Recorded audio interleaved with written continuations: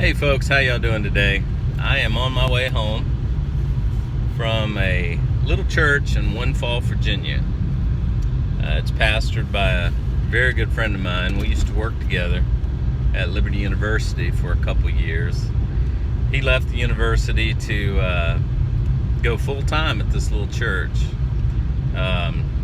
They look like they run about 80 on a Sunday, way out in the country. I live in Lynchburg, which is probably about 80,000 people. A little Windfall, I don't know. It's mostly farmland, but very sweet group of people. I've been there on probably it's about my fourth visit. But he shared a message on gossip, and of course he went to James chapter 3, talking about how the tongue is such a little member, and yet what a fire it can kindle. And he started to tell a story about how that this preacher had taken over this small little church, and within about 2 years the church had doubled in size. They were thinking about going to multiple services, and it came to his attention that from one of his members that a rumor had been going around in the community that he was having an affair. And he laughed it off, and then slowly, over a period of months, it became obvious as he walked down the street in this small community that the rumor had even spread beyond the church. And eventually, the church put it to a vote.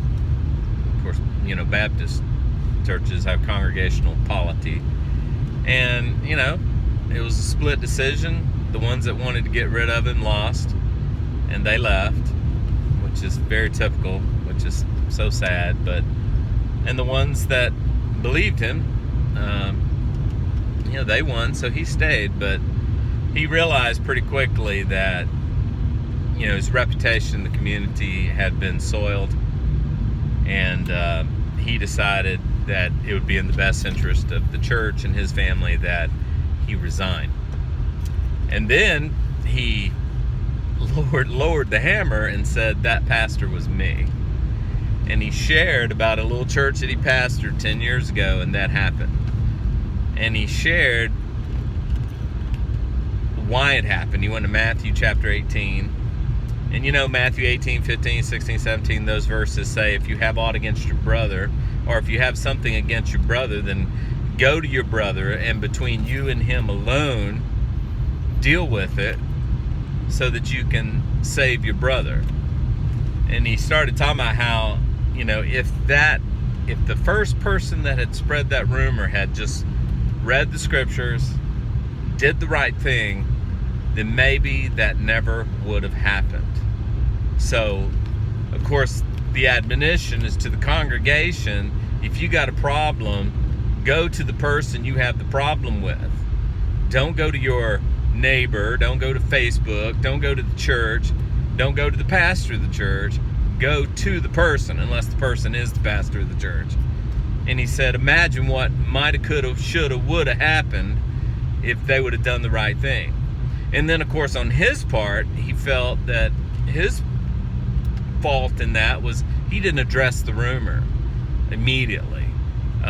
He should have addressed it instead of letting it spread. So anyway, it was a pretty powerful message, and of course it ended with communion. And he did a fabulous job.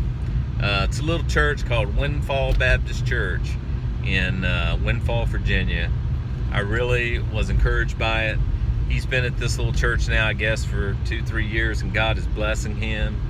But he gave an excellent message, and I think it spoke to me, and I know that message right out of God's Word would speak to many of us. So, well, God bless you guys. Hope that you have a great Lord's Day. Remember that He loves you, man. Talk to you later.